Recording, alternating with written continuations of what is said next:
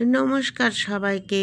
আজ আমি আপনাদের শোনাবো রাজা দশরথের কাহিনী। রামায়ণের রাজা ছিলেন, প্রধান রাজা ছিলেন কিন্তু রাজা দশরথ। জয় শ্রীরাম, জয় বজরংবলী। রাজা দশরথ ছিলেন সূর্যবংশীয় রাজা। তিনি অত্যন্ত ভালো রাজা ছিলেন, কিন্তু তিনি ছিলেন নিঃসন্তান। তার কোনো সন্তানাদি ছিল না বলে তার মনে অত্যন্ত দুঃখ ছিল। তিনি বললেন যে তার মৃত্যুর পরে কে রাজা হবেন, তাহলে এই অযোধ্যার রাজা কে হবেন। তিনি অত্যন্ত চিন্তায় পড়ে গেলেন।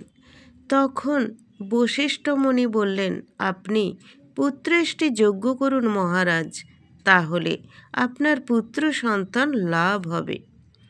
তো মহারাজ দশরথ পুত্রেষ্টি যজ্ঞ করবার আগে তিনি গিয়েছিলেন জঙ্গলে।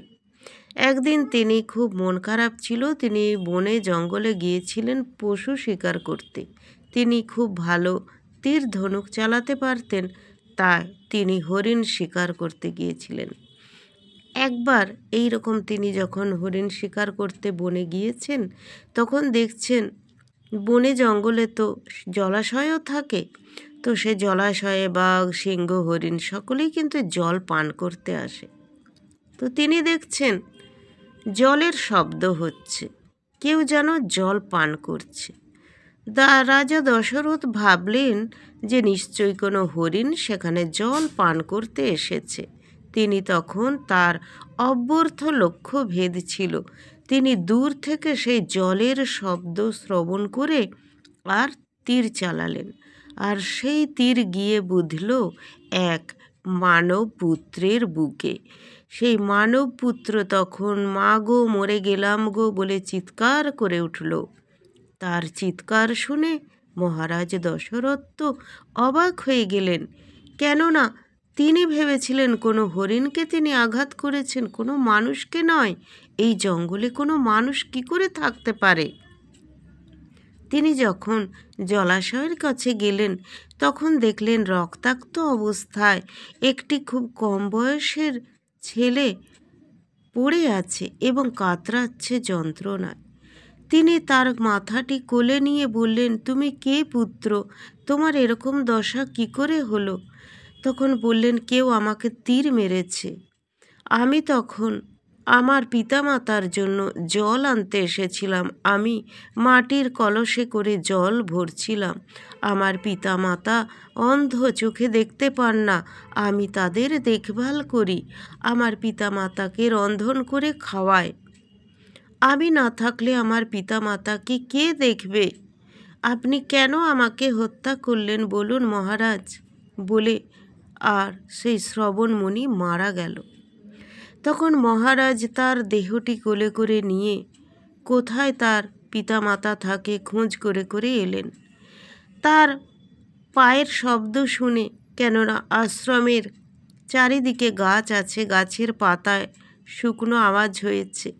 শ্রবণমণির পিতামাতা বললেন, শ্রবণ এসেছিস বাবা, আমাদের জন্য জল এনেছিস? দে বাবা, আমি অনেকক্ষণ জল খেতে পাইনি, খুব কষ্ট হচ্ছে বাবা, একটু জল দে। শ্রবণ কোনো সাড়া দেয় না। তখন তার মাতা বললে, কি হয়েছে শ্রবণ বাবা, তুমি কেন সাড়া দিচ্ছ না? তোমার কি খুব কষ্ট হয়েছে বাবা? তার পিতা বলল, কি হয়েছে বাবা, তুমি কেন সাড়া দিচ্ছ না? তার পিতা কিন্তু মুনি ছিলেন, খুব ভালো মুনি ঋষি ছিলেন, তিনি দেবতাদের পূজা করতেন। তো যখন তার পুত্রের সাড়া পাচ্ছেন না, তখন তিনি চোখ বন্ধ করে ধ্যানে বসলেন। ধ্যানে বসে তিনি দেখতে পেলেন যে মহারাজ দশরথ তার পুত্রকে তীরবিদ্ধ করেছে, তার পুত্র মারা গেছে। তখন তিনি চোখ বন্ধ করেই দশরথকে বললেন, তুমি রাজা দশরথ, তুমি আমার পুত্রের হত্যাকারী, তুমি আমার পুত্রকে হত্যা করেছ। আমি তোমায় অভিশাপ দিচ্ছি, একদিন আমাদের মতো তোমাকেও পুত্র শোক ভোগ করতে হবে এবং তুমি পুত্র শোকে মারা যাবে। এই বলে অন্ধমুনি আর তার স্ত্রী দুজনেই দেহ ত্যাগ করলেন, কেননা তারা তাদের পুত্রকে রেখে কিছুতেই বেঁচে থাকতে পারবেন না। তো এই হলো মহারাজ দশরথের কাহিনী। এরপর আরও আছে, তিনি পুত্রেষ্টি যজ্ঞ করে তার পুত্র লাভ করেছিলেন। সে কাহিনীও আপনাদের অবশ্যই বলবো। কেমন লাগলো অবশ্যই আপনারা জানাবেন, আর অবশ্যই চ্যানেলটি সাবস্ক্রাইব করে পাশে থাকবেন। জয় শ্রীরাম লিখতে ভুলবেন না। রাধে রাধে।